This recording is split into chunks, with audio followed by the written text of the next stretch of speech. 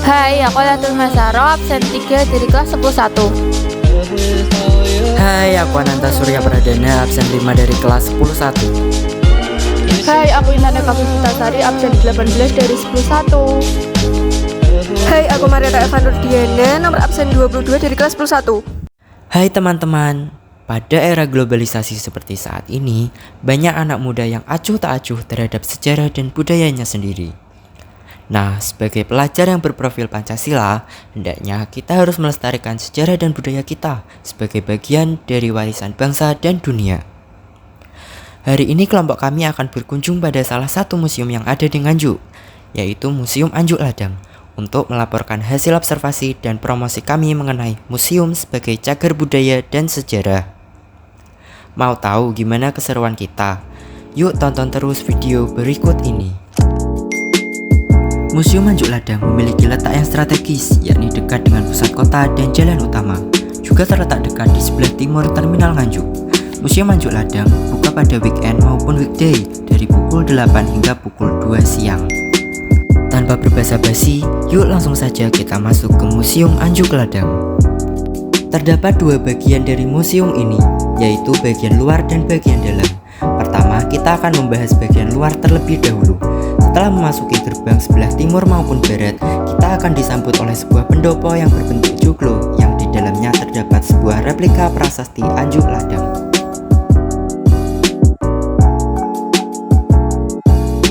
Lalu, pada sebelah kanan pendopo terdapat dua buah kereta kencana dan juga sebuah prasasti batu yang bertuliskan aksara Jawa. Pada bagian kiri pendopo terdapat model rumah tradisional dan sederhana masyarakat Nganjuk.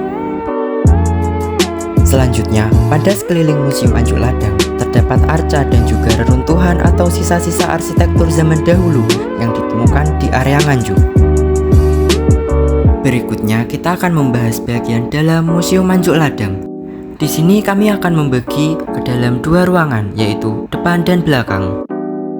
Pertama, kita akan masuk ruangan belakang Museum Anjuk Ladang. Pada ruangan ini terdapat beberapa fosil dari zaman prasejarah yang ditemukan di area Nganjuk. Fosil-fosil tersebut mulai dari fosil tumbuhan hingga fosil hewan.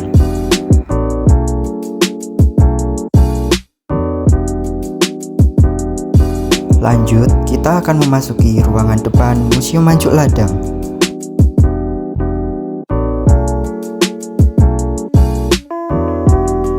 Pada saat sebelum memasuki bagian ini, kita harus membeli tiket sebesar Rp3.000 dan juga mengisi buku tamu. Barang-barang yang terdapat pada ruangan ini diantaranya adalah arca, fosil, barang-barang antik.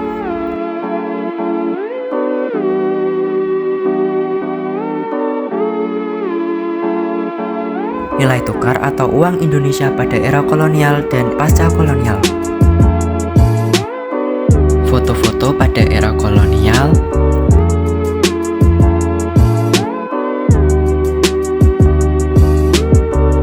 Keris, alat musik tradisional, topeng khas Nganjuk, boneka khas Nganjuk,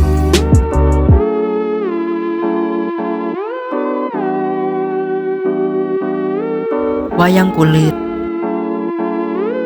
miniatur gamelan, mainan tradisional, dan juga alat keseharian yang digunakan masyarakat Nganjuk. Terdapat juga penjelasan-penjelasan di setiap barang yang dipamerkan di Museum Anjuk Ladang. Hal ini sangat membantu pengunjung Museum Anjuk Ladang untuk memahami konteks barang yang dipamerkan. Selanjutnya, kita akan membahas fasilitas-fasilitas yang terdapat pada Museum Anjuk Ladang. Pertama, terdapat tempat parkir gratis untuk pengunjung Museum Anjuk Ladang.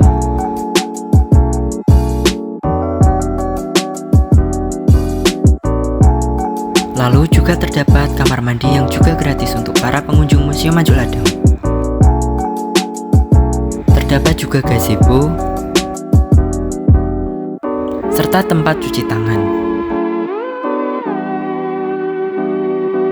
Bila berkunjung ke Museum Anjuk Ladang, jagalah kebersihan dan fasilitas yang telah disediakan. berikut ini kami akan membahas tentang manfaat-manfaat Museum Anjuk Ladang. Yang pertama, tentu saja sebagai cagar budaya dan sejarah yang ada di Nganjuk. Kedua, sebagai tempat penelitian dan pembelajaran. Lalu yang terakhir dapat digunakan sebagai tempat berwisata. Kami rasa cukup sampai di sini saja observasi kami. Yuk teman-teman, kami tunggu kedatangan kalian di Museum Anjuk Ladang. Bersama pelajar Pancasila, pelajar yang berbudaya. Terima kasih.